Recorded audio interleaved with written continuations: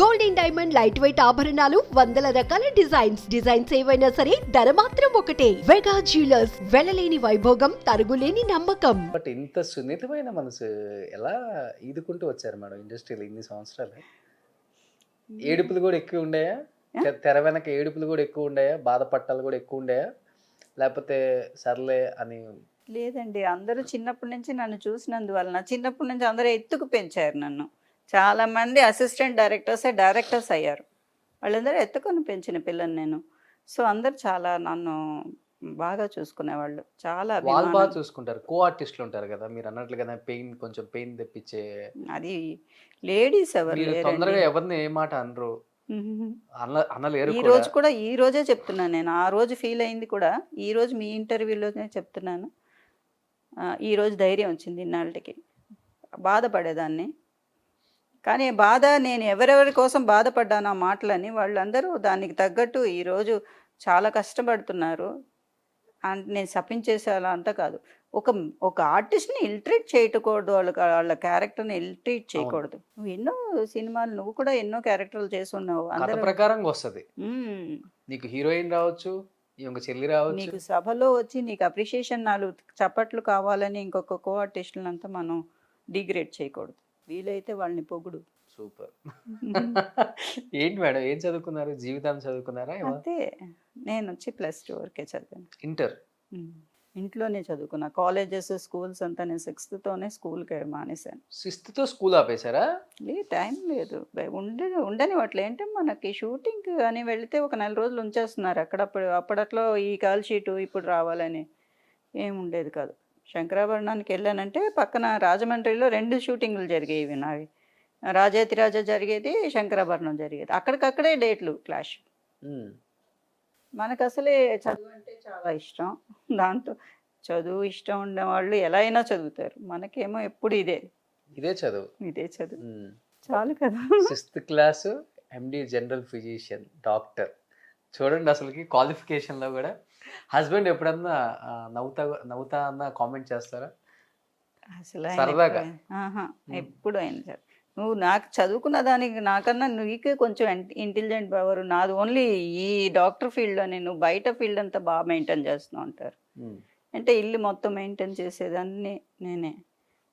ఆయనకి అవి అసలు జీరో అనమాట. ఎలక్ట్రిసిటీ బోర్డు ఎక్కడ ఉంది అంటూ ఉంటారు. అస్సలు ఏం తెలియదు. పాపని చదివించారా? పాపని చదివించాను. పాప ఏం చదువుకున్నారు? పాప వచ్చి సైకాలజీ చేసింది. ఓ, డాక్టర్ ఆమె కూడా. కోర్స్ చేసింది. అల్లుడు వచ్చి మార్కెటింగ్లో మేనేజర్. ఎవరికి చెప్పుకోవద్దు మేడం అల్లుడు అని. అల్లుడు కూడా వచ్చేసారు, మనవరాలు కూడా ఉన్నారని చెప్పొద్దు. ఇప్పుడు చెన్నైలోనే ఉంటున్నారా మేడం, లేకపోతే హైదరాబాద్లో కూడా ఉంటున్నారా? నేను చెన్నైలోనే ఉంటున్నాను. హైదరాబాద్ షిఫ్ట్ అవుదాం అనుకుంటున్నాను. ఓకే. అంటే షిఫ్ట్ అంటే ఫుల్ షిఫ్ట్ కాదు, అక్కడ ఒక ఇల్లు తీసుకుందాం అనుకుంటున్నాను. అంటే నేను ఇక్కడ ఉన్నాను, ఎక్కడి నుంచి తీసుకురావాలి అని కొంతమంది ప్రొడ్యూసర్స్ ఆ ఫీల్ ఉంది. అది వాళ్ళకు కూడా, ఎందుకంటే చాలామందిని తీసుకొస్తున్నారు. బట్ కన్వీనియంట్గా ఉంటే బాగుంటుంది. వాళ్ళు అందుబాటులో ఉంటే వాళ్ళకి ఆర్టిస్టులు బాగుంటారు కదా. ఈ ఆంటీ వాళ్ళు ఎప్పుడో వెళ్ళిపోయారు. చాలామంది ఆర్టిస్టులు వెళ్ళిపోయారు. నేను వెళ్ళలా, ఇక్కడే ఉండిపోయాను. అప్పట్లో ఆంటీ వాళ్ళందరూ, మా అన్నపూర్ణ ఆంటీ వాళ్ళందరూ వెళ్ళిపోయారు, కానీ నేను ఇక్కడే ఉండిపోయాను. చాలామంది వెళ్ళిపోయారు, చాలామంది సూసైడ్ చేసుకున్నారు పాపం. ఇక్కడ పని నుంచి అక్కడికి వెళ్ళలేక ఇక్కడ ఉండిపోయి ఎంతమంది టెక్నీషియన్స్ చనిపోయారండి ఫైనాన్షియల్గా. అప్పట్లో చాలా కష్టం. ఇండస్ట్రీలో అప్పుడప్పుడు మారుతున్నప్పుడు వాళ్ళ ఫ్యామిలీస్, వర్కర్స్ ఎంతమంది బాధపడుతున్నారు వెనకాలనే. మీరు లక్కీగా అన్ని సినిమాలు చేశారు, కొంత బ్యాంక్ బ్యాలెన్స్ ఉంది, మంచి డాక్టర్ని పెళ్లి చేసుకున్నారు కాబట్టి సేఫ్గా ఉన్నారా?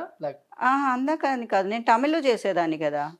తెలుగు మాత్రం చేసేవాళ్ళు, తెలుగు ఇండస్ట్రీకి మాత్రమే పరిచయం. ఇక్కడ అన్ని ఇండస్ట్రీలు ఉండేవి కదండి చెన్నైలో. అవును. మద్రాస్ అనేది మొత్తం ఫీల్డ్కి మొత్తం ఇక్కడే కదా పిల్లర్. మొత్తం సౌత్ కానీ నార్త్ కానీ ఇక్కడి నుంచి ఎక్కువ వెళ్ళేవాళ్ళు. ఇప్పుడు వచ్చి దాని తర్వాత వీళ్ళు డివైడ్ చేసి మనం వెళ్ళిపోయామే తప్ప, ఇక్కడ నాకు వాళ్ళు వెళ్ళినా కూడా నేను ఇటు నుంచి కేరళ వెళ్ళేదాన్ని, ఇటు నుంచి కర్ణాటక వెళ్ళేదాన్ని, హైదరాబాద్ వెళ్ళేదాన్ని. ఇప్పుడు నేను ఇక్కడ ఉన్నందువల్ల వాళ్ళకి ఏం ప్రాబ్లం ఏం లేదు. బట్ నాకు సినిమాలు ఇప్పుడు చేయాలనుకుంటున్నాను కాబట్టి వాళ్ళకి అందుబాటులో ఉంటే మంచిదని అక్కడ ఇల్లు తీసుకుందాం అనుకుంటున్నాను. Super. So directors and producers Varalakshmi గారు మళ్ళీ హైదరాబాద్కి వచ్చేస్తున్నారు థర్డ్ ఇన్నింగ్ స్టార్ట్ చేయడానికి. సో ఇంకా అమ్మగా చాలా సినిమాల్లో చూడొచ్చు 2023 మేము. భగవంతుడి దయ వల్ల. అమ్మలకి మళ్ళీ పోటీ అవుతారేమో మీరు కూడా వచ్చేస్తే. ఎవరికి ఆ అమ్మని చూస్తే అనుకుంటారు వరలక్ష్మి ఫోటో అవుతుంది నాకు అని. పోటీ అని అనుకోండి, మేము ఒకళ్ళకొకళ్ళు వెల్కమ్ చేస్తాం అందరిని. అలా చిన్నప్పటి నుంచి అది ఉంది మా ఆర్టిస్టులో. ఒక ఆర్టిస్ట్ వస్తుంటే పోటీ అని అనుకునేదానికన్నా వెల్కమ్ చేస్తారు. ఓ ఎందుకు ఇన్ని రోజులు రాలేను అని అడిగేవాళ్ళే తప్ప పోటీగా ఎవరు అనుకోవడం నాకు తెలిసి. మేబీ వేరే క్యారెక్టర్స్ అనుకుంటారేమో నాకు తెలియదు, కానీ నేనైతే అనుకోను. సాఫ్ట్ మదరా లేకపోతే ఎలాంటిది తెచ్చినా చేస్తాను. ఏంటే ఇలాగే అన్నారు, సాఫ్ట్ వరలక్ష్మి ఏడవడం తప్ప ఏం తెలియదని. నేను సీరియల్స్ చేసిన అన్ని విల్లీ క్యారెక్టర్స్ చేశాను. దగ్గర 20 years విల్లీ క్యారెక్టర్స్ చేశాను నేను. అందుకని వాళ్ళు ఇప్పుడు సాఫ్ట్ ఒకటే చేస్తాననే ఒక ఇది కూడా వాళ్ళకి పోయింది. నేను ఏ క్యారెక్టర్స్ అయినా చేస్తాను. విలన్ మదర్, విల్లన్ మదర్గా చేస్తాను, సాఫ్ట్ మదర్గా చేస్తాను. ఆర్టిస్ట్ అంటే అన్నీ చేయాలండి. అలా అప్పుడు ఫిక్స్ అయిపోయి ఇబ్బంది పడ్డాం. అదే ఇంకా ఫిక్స్ అవ్వద్దు. నేను ఫిక్స్ అవ్వాల, అప్పుడు కూడా జనం ప్రొడ్యూసర్స్ ఫిక్స్ అయ్యారు, జనం కూడా ఫిక్స్ అవ్వాల. బట్ అంతమంది స్టార్ హీరోస్ కి సిస్టర్ అన్నప్పుడు డేట్లు ఎలా కుదిరాయి మేడం మీకు? ఒక హీరో ఇయర్ కి అప్పుడు అంతా 3-4 సినిమాలు తీసేవాళ్ళు. ఇప్పుడంటే 2-3 సంవత్సరాలకు ఒక సినిమా అవుతుంది. నాకు చాలా ఇబ్బందిగా ఉండేదండి డేట్లకి. అందరు పెద్ద హీరోలు, చాలా కష్టపడేదాన్ని. ఎవరిని వచ్చి నొప్పించకూడదు. ఫ్యామిలీ అంటే సీన్స్ చాలా డేట్లు ఇవ్వాలి ఒక సినిమాకి. ఒక పక్కన అన్నీ వచ్చి చాలా.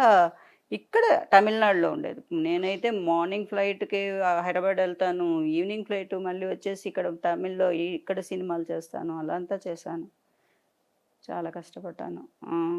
ఒక డేట్లే దొరికేవి కావు నాకు. బట్ ఏంటంటే మనకి షెడ్యూల్స్ వేస్తారు కదా, షెడ్యూల్స్ వేసినప్పుడు నాన్నగారు వెళ్ళి ఫస్టే చెప్పేస్తారు, ఈ డేట్లు లేవండి, ఈ డేట్లు ఉన్నాయంటే వాళ్ళు మేనేజర్స్ టు మేనేజర్స్ వాళ్ళు మాట్లాడుకొని, పిక్చర్ మేనేజర్స్ వాళ్ళే మాట్లాడుకుని వాళ్ళు తీసుకునేవాళ్ళు. కొంచెం ఇంపార్టెంట్ సీన్స్ అంటే వాళ్ళు ఇచ్చేవాళ్ళు కదా. వాళ్ళు అమ్మాయి కృష్ణ గారి డేట్స్ దొరకవు, అమ్మాయి కావాలంటే వాళ్ళు అడ్జస్ట్, అలాగే మీరు ఈ డేట్స్ మాకు ఇవ్వండి అని అలా తీసుకునేవాళ్ళు. అప్పుడు స్టార్ కమెడియన్స్కి ఎంత పోటీ ఉండేదో ఈ ఫ్యామిలీలో ఉన్న మెయిన్ చెల్లెల క్యారెక్టర్లకు కూడా అంతే పోటీ. అవును, సిస్టర్ సెంటిమెంట్ మీద సినిమాలు చాలా పోయాయి అప్పుడు. ఎక్కువ ఎక్కువ ఎక్కువ ఆ ఎక్కువలో నేను లక్కీ. బట్ మీకు ముచ్చర్ల అన్న గారికి ఏమన్నా పోటాపోటీ ఉండేటప్పుడు? ముచ్చర్ల అన్న గారు అసలు సిస్టర్గా ఎక్కువ చేశారు.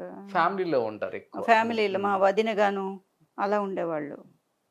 నేను కొన్ని చెల్లిగా కూడా చేశారు. కొన్ని చేశారు. పోటీ అంతా ఏం లేదు. నా క్యారెక్టర్ నాకే ఉండేది, ఆవిడ క్యారెక్టర్ ఇంకొక సిస్టర్ ఉంటే ఆవిడ ఉండేవాళ్ళు. మనం వెళ్ళి అనవసరంగా ఓడిపోవటం ఎందుకు వరలక్ష్మి గారి ముందు? ఆమె ఆల్రెడీ లీడ్లో ఉన్నారు, ఈ చెల్లెలకి కేర్ ఆఫ్ అడ్రస్ అంటే ఆమె కదా అని చెప్పేసి వాళ్ళే తగ్గిపోయి ఉంటారు అవతల వాళ్ళు ఎవరన్నా. లేదండి, వాళ్ళప్పుడు అందరూ హీరోయిన్. ముచ్చళ్ళ అన్న గారు అంటే హీరోయిన్గా చేశారు, ఆవిడ హీరోయిన్గా ట్రై చేస్తారు అన్ని. ఆమె కాదు, మిగతా వాళ్ళు ఎవరైనా ఎవరు అప్పుడు మరి ఏమో, మరి ఎవరైనా ట్రై చేశారేమో, ఓడిపోయారేమో నాకు తెలియదు. నాకు చిన్నపిల్లని కదా, అంత ఆలోచించే ఇది కూడా నాకు తెలియదు. నాకు నా ఇదితోనే సరిగ్గా ఉండేది. చిన్న వయసులోనే వయసుకి మించిన క్యారెక్టర్లు చేసేసారు కదా మేడం. అవును.